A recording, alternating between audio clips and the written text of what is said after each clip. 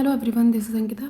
In this video we are talking about union judiciary, जो शुरू होता है आर्टिकल 124 से। ठीक है, आर्टिकल 124 में establishment and constitution of supreme court के बारे में बताया जा रहा है।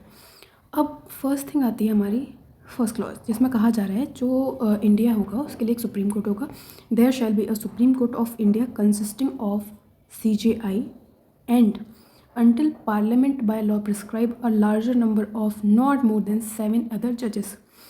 अब आपको लग रहा होगा 7 जजेस केवल, नहीं, यहाँ पे देखिए सेकंड लिखा हुआ है ना। अभी जो हमारे जजेस हैं वो हैं 33 जजेस, तो यहाँ पर 33 जजेस हैं। ठीक है, तो हमारे यहाँ कौन कौन होंगे सुप्रीम कोर्ट में? CJI एंड 33 अदर जजेस। आगे कहा जा रहा है सेकंड क्लॉज में, एवरी जज of the Supreme court shall be appointed by the president bye warrant under his hand and seal on the recommendation of the National Judicial Appointment Commission referred to in Article 124A and shall hold office until he attains the age of 65 years। अब इसमें बात की जा रही है कि जो supreme court के जजेस हैं उनका अपॉइंटमेंट प्रेसिडेंट के द्वारा होगा। ठीक है, president bye warrant under his hand करेगा। ठीक है, अब इसमें बात की जा रही है on the recommendation of NJAC। ठीक है, नेशनल जुडिशियल अपॉइंटमेंट कमीशन। ठीक है, अब ये जो NJAC है ये 2015 के बाद अनकॉन्स्टिट्यूशन हो गया है, मतलब ये अभी लागू नहीं होता है। अभी जो अपॉइंटमेंट्स होते हैं वो होते हैं कॉलेजियम के थ्रू। ठीक है, मतलब NJAC के द्वारा डिसाइड नहीं किया जाता है। ठीक है, अब इसके बाद आता है प्रोवाइडेड दैट अ जज may by writing under his hand address to the president resign his office. ठीक है, तो जो भी जज है सुप्रीम कोर्ट का वो राइटिंग में प्रेसिडेंट को एड्रेस करते हुए अपना रिजिग्नेशन दे सकता है। इसके बाद आता है B, जिसमें कहा जा रहा है अ जज may be remove from office in the manner provided under clause 4। जो मैनर बताया गया है, ठीक है, क्लॉज 4 में, कि किस प्रकार से रिमूव किया जाएगा उस प्रकार से सुप्रीम कोर्ट जजेस को रिमूव किया जा सकता है। अब आता है 2A, जिसमें कहा जा रहा है द एज ऑफ द जज of supreme court shall be determined by such authority and in such manner as parliament may by law provide. ठीक है, तो सुप्रीम कोर्ट के जजेस की क्या एज रहेगी, इन सभी चीज़ों का डिटर्मिनेशन जिस अथॉरिटी के द्वारा किया जाएगा वो पार्लियामेंट लॉ बना करके बता देगी। इसके बाद आता है हमारा थर्ड, जिसमें कहा जा रहा है, देखिए, a person shall not be qualified for appointing as a जज for the Supreme Court unless he is the citizen of India. तो जो मोस्ट इम्पॉर्टेंट रिक्वायरमेंट है फॉर द सुप्रीम कोर्ट जज वो है कि आप इंडिया के नागरिक होने चाहिए, भारत के नागरिक होने चाहिए। ठीक है, अब इसमें क्लॉजेस हैं। ए में कहा जा रहा है has been for at least 5 years the जज ऑफ हाई कोर्ट और 2 or more such courts in succession. तो एटलीस्ट 5 साल तक आप हाई कोर्ट के जज रहे हो या फिर इन सक्सेशन, मतलब हाई कोर्ट से पहले किसी और कोर्ट के जज रहे हो, उसके बाद हाई कोर्ट के जज रहे हो, इन टोटल 5 years का होना चाहिए। ठीक है, इसके बाद कहा जाता है has been for at least 10 years an advocate of high court और 2 or more other such courts in succession. तो 10 साल तक आपने एडवोकेसी की हो या फिर हाई कोर्ट में या फिर कोर्ट इन सक्सेशन, मतलब उसके अलावा बाकी और कोर्ट्स में। अब इसमें कहा जा रहा है C में, in the opinion of the president a distinguished jurist, जो कि आज तक कभी भी नहीं बनाया गया। ठीक है, अगर प्रेसिडेंट को लगता है कि कोई ऐसा व्यक्ति है जो कि एज अ डिस्टिंग्विश्ड ज्यूरिस्ट बनाया जा सकता है सुप्रीम कोर्ट जज, तो प्रेसिडेंट के पास भी पावर है कि वो अपॉइंट कर सकते हैं। ठीक, इसके बाद आता है एक्सप्लेनेशन 1, जिसमें कहा जा रहा है in this clause High Court means a High Court which excise और which at any time before the commencement of this constitution. मतलब हाई कोर्ट का मतलब क्या है? जो हाई कोर्ट एक्साइज करता है यहाँ पर जुरिडिक्शन अपना, या फिर कॉन्स्टिट्यूशन के कमेंसमेंट में आने से पहले एक्साइज करता था किसी भी इंडिया के पार्ट में अपना जुरिडिक्शन, तो वो होगा यहाँ पर हाई कोर्ट। ठीक है, आता है एक्सप्लेनेशन 2। एक्सप्लेनेशन 2 में कहा जा रहा है in the computing for the purpose of this clause the period during which a person has been an advocate. इसमें कहा जा रहा है कि जिस पीरियड के लिए हमें ये देखना होता है कि व्यक्ति कितने सालों तक एडवोकेट रहा है, any period during which person held judicial office not inferior to the district जज।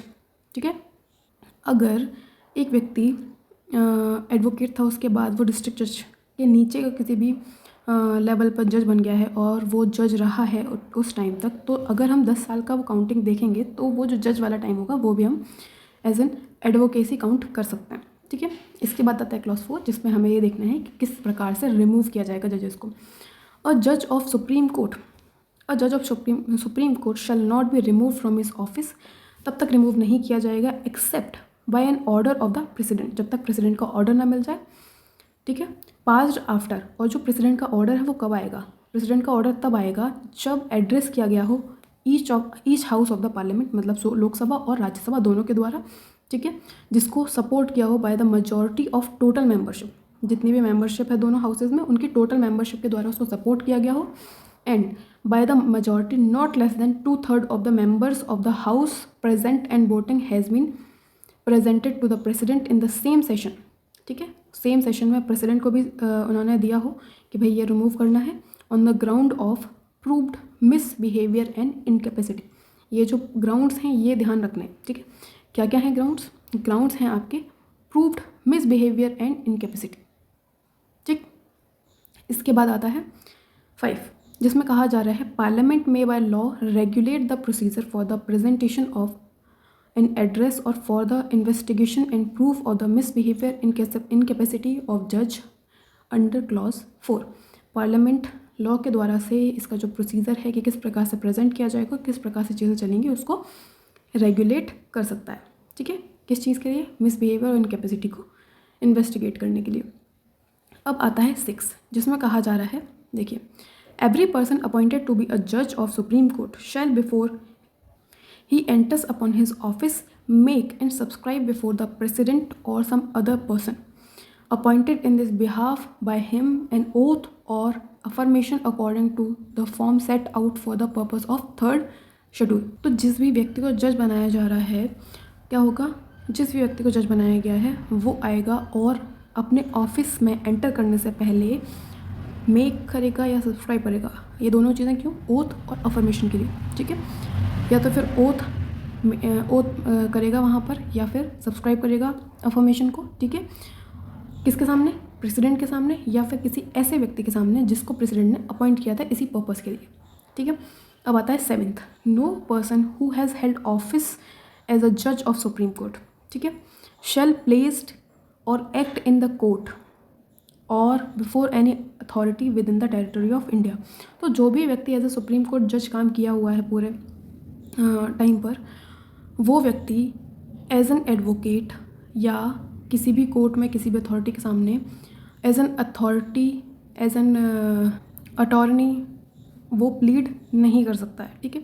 मतलब उसका जो एडवोकेसी वाला करियर है, अगर वो चाहे कि चलो मैं अभी जज हूँ, इसके बाद मैं एडवोकेसी का करियर अपना कंटिन्यू करूँगा, ठीक है, तो ये उसके लिए रास्ता बंद हो जाता है अगर वो सुप्रीम कोर्ट जज बन जाता है तो, ठीक है। इसका मेनली यही चीज़ है। इसके बाद हम पढ़ते हैं NJAC के बारे में 124A। इसमें बताया जाता है कि नेशनल जुडिशल अपॉइंटमेंट कमीशन के बारे में, व्हाट इज़ दिस और क्या क्या चीज़ें हैं इसमें, कौन कौन लोग होते हैं, सभी चीज़ों के बारे में। तो फर्स्ट चीज़ इसमें आती है, देखिए, फर्स्ट में कहा जा रहा है there shall be a commission to be known as a National Judicial Appointment Commission consisting of following namely, ठीक है। यहाँ पर एक कमीशन होगा जिसको हम as a National Judicial Appointment Commission बोलेंगे, और उनमें ये लोग शामिल होंगे। अब कौन कौन लोग हैं वो?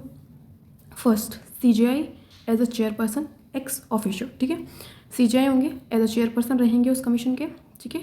2 अदर सीनियर जजेस होंगे सुप्रीम कोर्ट के next to the chief justice of India, ठीक है, जो मेंबर होंगे और वो भी एक्स ऑफिशियो होंगे। इसके बाद आता है 3rd C में, the union minister in charge of law and justice member as a ex officio, ठीक है। इसके बाद कहा जा रहा है कि 2 eminent person to be nominated by, जिनको नॉमिनेट किया जाएगा कमिटी, एक कमिटी कंसिस्ट करी जाएगी किसके द्वारा? प्राइम मिनिस्टर के द्वारा, चीफ जस्टिस ऑफ इंडिया और लीडर ऑफ अपोजिशन। अगर लीडर ऑफ अपोजिशन वहाँ पर नहीं है तो जो भी लार्जेस्ट पार्टी है अपोजिट में, उसके जो भी लीडर होंगे उनके द्वारा, इन सभी के द्वारा एक कमीशन बनाया जाएगा, कमेटी बनाई जाएगी। उनके द्वारा जो भी 2 एमिनेंट पर्सन को वहाँ पर अपॉइंट किया जाएगा, नॉमिनेट किया जाएगा, वो लोग भी इस पर्टिकुलर कमीशन में शामिल होंगे एज अ NJAC, ठीक है। अब इसमें प्रोवाइजो में कहा जा रहा है provided that one of the eminent person shall be nominated from the among of the person belonging to the scheduled caste and scheduled tribe and other backward classes and women। तो एक व्यक्ति SC ST other OBC और women, इन सभी में से एक व्यक्ति एक होगा, ठीक है। अब अदर प्रोवाइजो में कहा जा रहा है provided for the date the eminent person shall be nominated for the period of 3 years, ये केवल 3 ईयर्स के लिए नॉमिनेट किया जाएगा। And shall not be eligible for the renomination, इसका री नॉमिनेशन नहीं होगा, ये केवल 3 साल तक रहेगा, 3 साल के बाद हटा दिया जाएगा। इसके बाद आता है सेकेंड क्लॉज, इसमें कहा जा रहा है an act or proceedings of the national judicial appointment commission shall be questioned or be invalidated merely on the ground of existence of any vacancy or defect in the constitution of the commission. अगर NJAC के द्वारा कोई भी act या कोई भी proceeding करी गई है तो उसे क्वेश्चन में आप कॉल आउट नहीं करोगे, उसके ऊपर आप कोई क्वेश्चन नहीं उठाओगे, उसको आप लेकर के नहीं आओगे। क्यों? केवल इस वजह से कि वहाँ पे कोई वैकेंसी थी या फिर कोई डिफेक्ट था उसके कमीशन में। ठीक है, ये उन्होंने अपनी प्रोटेक्शन पहले से ही करके रख ली है, मतलब उनके लिए एक सेविंग क्लॉज है ये। इसके बाद आता है 124B, जिसमें बात की जा रही है फंक्शंस ऑफ कमीशन के बारे में। अब फंक्शंस ऑफ कमीशन क्या चीज़ है? ठीक है, मतलब जो एनजेएसी कमीशन है वो क्या क्या फंक्शन करेगा, क्या क्या चीज़ें करेगा। It shall be duty of the NJAC to, ये एनजेएसी की ड्यूटी होगी to recommend person for the appointment as a chief justice of India and जजेस of the Supreme court and chief justice of high court and other जजेस of high court. तो वो recommend करेगा उन persons को जिनको as a chief justice of India बनाना है, ठीक है, जिनको एज अ सुप्रीम कोर्ट जज बनाना है, जिनको chief justice of high court बनाना है, ये सारी रिकमेंडेशन कौन देगा? एनजेएसी। ठीक है, और ट्रांसफ़र रिकमेंड करेगा जो भी चीफ जस्टिस हैं हाई कोर्ट्स के, उनका एक हाई कोर्ट से दूसरे हाई कोर्ट, और जो भी जजेस हैं उन अदर जजेस का। ठीक है, इसके बाद आता है सी, जिसमें कहा जा रहा है इंश्योर करेगा दैट पर्सन रिकमेंडेड, जो भी पर्सन को रिकमेंड कर रहे हैं वो उनकी एबिलिटी और इंटेग्रिटी सही है या नहीं है, वो इस चीज़ के लिए एबल हैं या नहीं है। ठीक है, इसके बाद आता है 124C, जिसमें बात की गई है powers of parliament to make law. ठीक है, पार्लियामेंट में by law regulate the procedure of appointment of chief justice of India.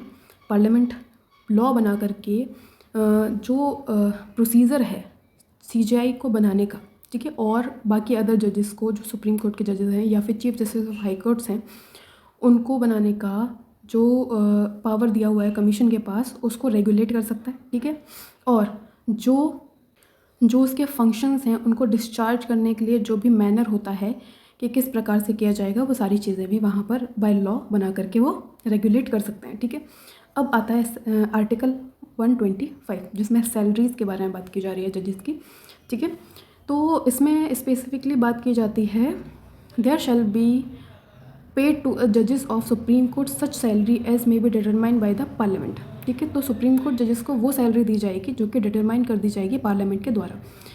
अगर वहाँ पर डिटरमाइन नहीं करी जाती है तो जो भी सेकंड शेड्यूल में दी गई है वो दी जाएगी। ठीक है, और सेकंड में कहा जा रहा है एवरी जज shall be entitle to such privileges and allowances and to such right in respect of leave and absence in pension as may be from the time to determined by or under law made by the parliament and until so determined to such privilege and allowances and right are specified in second schedule। तो इसमें कहा जा रहा है कि हर एक जज को जो कि प्रिविलेजेस और अलाउंसेस पार्लियामेंट के द्वारा लॉ बना करके बताए जा रहे हैं वो दिए जाएंगे। पेंशन या फिर अगर वो अवेलेबल नहीं हो पा रहे हैं उस टाइम पर उनको क्या से क्या देना है, अगर लॉ के द्वारा बता दिया गया है तो वो दिया जाएगा। अगर ऐसा कोई लॉ नहीं बनाया गया है तो ये जो सारी चीज़ें बताई गई हैं सेकंड शेड्यूल में, वहाँ से वो दी जाएंगी। ठीक है, इसके बाद आता है प्रोवाइसो। प्रोवाइसो में कहा जा रहा है provided that neither the privileges nor the allowances of the judge nor his right in respect of leave of the absence in pension shall be varied to his disadvantages after his appointment। इसमें कहा जा रहा है कि जो भी privileges दिए जाएंगे सुप्रीम कोर्ट जजेस को या फिर जो भी अलाउंसेस दिए जाएंगे जजेस को, और अगर उसके पास राइट टू लीव या राइट टू एब्सेंस है, ठीक है, उसके ऊपर उसको कोई पेंशन मिलता है, तो ये सारी चीज़ों में उसको कोई भी डिसएडवांटेज नहीं दिया जाएगा उसके अपॉइंटमेंट के बाद। बेसिकली ये होता है कि अगर आप ऐसा कुछ प्रोविज़न डाल दोगे कि उसका जो भी अलाउंसेस है वो कम किए जा सकते हैं, तो एक चीज़ आ जाएगी कि अगर वो सही काम नहीं करेंगे, अगेंस्ट में कुछ कर देंगे, तो उनकी वो चीज़ें कम कर दी जाएंगी। तो ये था हमारा constitution of supreme court and ये बाकी जो हमने प्रोविजंस किए हैं वो अभी तो अनकॉन्स्टिट्यूशनल, अभी हमारे इन्फोर्समेंट में नहीं है, बट हमारे बैरक में है तो पढ़ना ज़रूरी है। क्योंकि काफ़ी सारे क्वेश्चन पूछ लेते हैं, कभी कभी एसेज भी आ जाते हैं, तो ज़रूरी है, ठीक है। एनजेसी के ऊपर ये हमारे सेक्शन 124 से लेकर के 125 तक के सारे सेक्शन हमने कर लिए हैं। इसके बाद के सेक्शन अगली वीडियो में मिलेंगे। तो अगर आपको वीडियो अच्छी लगी तो वीडियो को लाइक कीजिए और चैनल को सब्सक्राइब कीजिए। चलिए अगली वीडियो में मिलते हैं। Thank you so much.